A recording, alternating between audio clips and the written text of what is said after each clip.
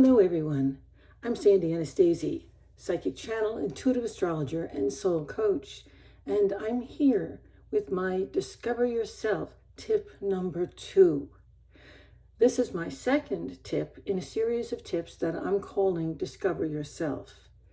This tip is designed to complement my course that's by the same name.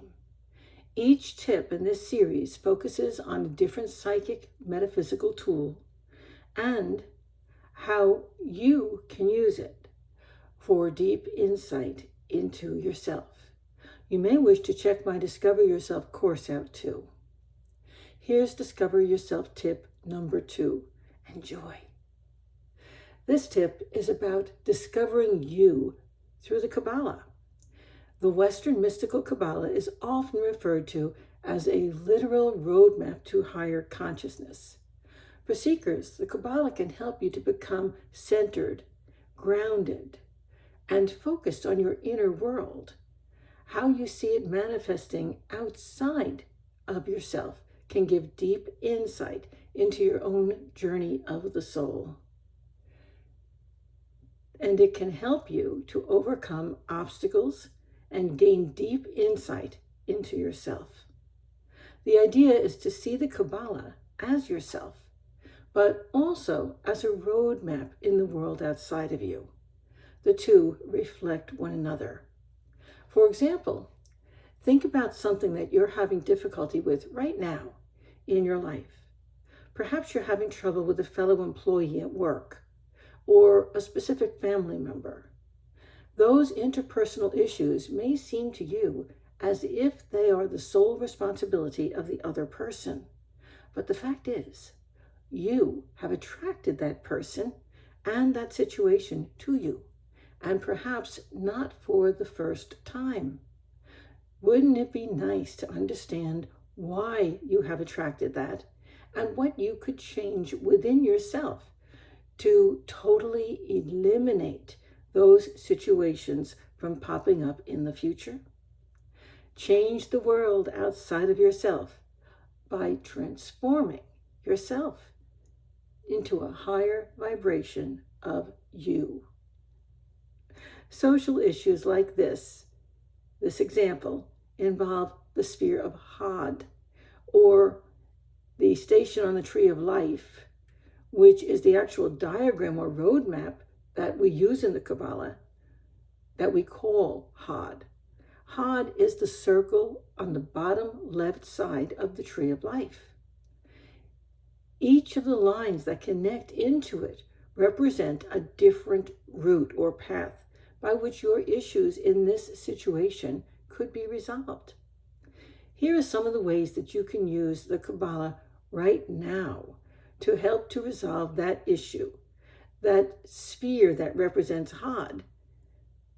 For example, mentally see the lines or the roadmap in your mind, knowing that each of the lines that connect each of the spheres on the tree of life, and in fact, you'll see that tree of life on the closet door behind me, so you can see what I'm talking about here. Let me move a little bit to make sure you can see it well.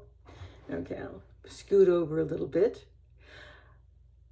These are the ways that you can use the Kabbala right now that could resolve the issue I just spoke about. First, by meditating on the roadmap or tree of life, imagine yourself sitting on that sphere that represents Had. You'll see it up there. It's the orange circle, the orange sphere. That's what we call Had on the tree of life. The whole map is called the tree of life. So mentally see all of the lines or paths that lead from it. Are you pulled upwards or downwards or across into balance? You see, just clearing your mind, focusing on the circle, or Sephira as we call it, that represents Had, and feeling that pull will help you to give yourself direction and insight into your issue and its resolution. This roadmap speaks to your unconscious, and that's where the work is done, in your unconscious. When you focus and meditate, understanding comes. On my website, www.sandyanastasia.com, I have free audio recordings for all of the paths. Which path were you pulled towards? I invite you to go listen to the audio recording for that path. Perhaps your issues were somewhat different. There are 10 circles, also called stations or sephiro, as I mentioned, and each one talks about a different aspect of life. Here's what these aspects are. Kether is all the way at the top of the tree. It's the circle perched all the way on top in the diagram you see behind me. It talks about leading, independence, beginnings, and being your highest and best self. Hokmah is the second sphere, and if you look at the map behind me, it's at the top right pillar, so all the way at the top of the right column, just under and to the right of Kether. It's incredibly powerful. It talks about taking action with wisdom. It's very concerned with the mechanism of how things work and getting it done perfectly. Its energy is male. This is father energy. Bina, the third sephiro, the third sphere, is on the other side of the tree. It's at the top of the left pillar, just under and to the left of Kether, the one on top. It's all-seeing, understanding, supportive, deep, and mysterious. It's female. This is mother energy, and it's a source of feminine power. Kesed, sphere number 4, is all the way on the opposite side of the tree again. It's on the right pillar underneath Hokmah. It's where you feel most guided, most supported, most welcomed. It's male. It teaches and it guides. Sphere 5, on the other side of the tree again, you notice we're going back and forth here. Sphere 5 is opposite Kesed and under Bina. It's called Gevora. It's on the left pillar, just under Bina. It's intense and it has a feeling of internal pressure building towards explosiveness. It's female, but it has many masculine characteristics. It helps you to overcome and to transform, or if needed, go to war.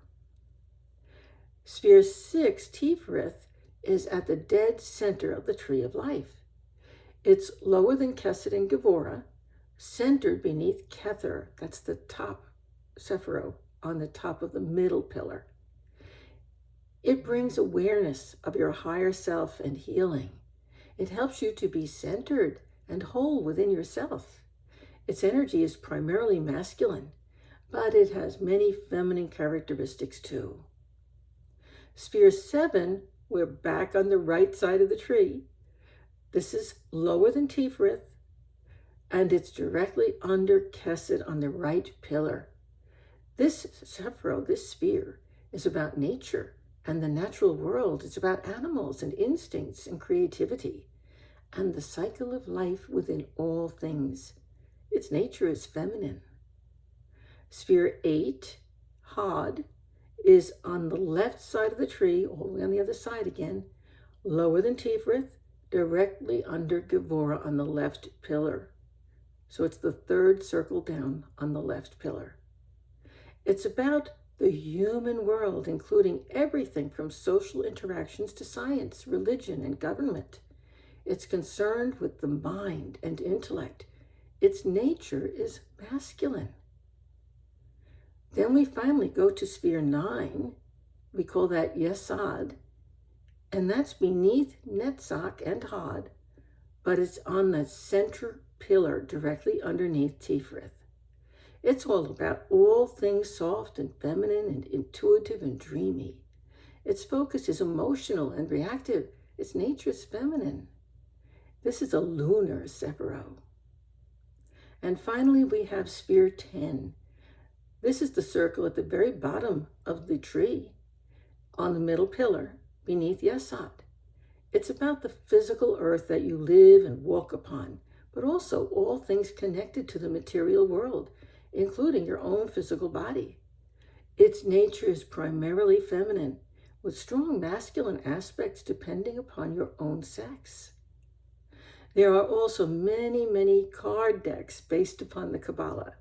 I created one myself that focuses on the paths that's available for sale on my website. One of the other things that you can do to help move through personal issues or to learn more about yourself is to choose a card from a Kabbala deck or any tarot deck that you like. Meditate on it and let it move you through uncovering your inner self.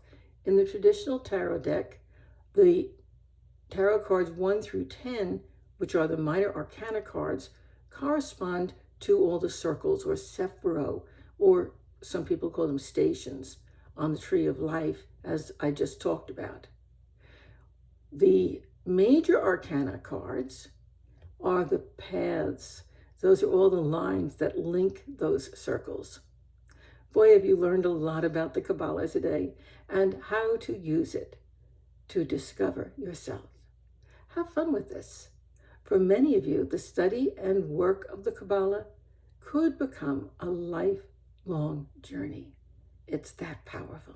It's a wonderful tool. It's my gift to you today. Enjoy it. Bye-bye for now.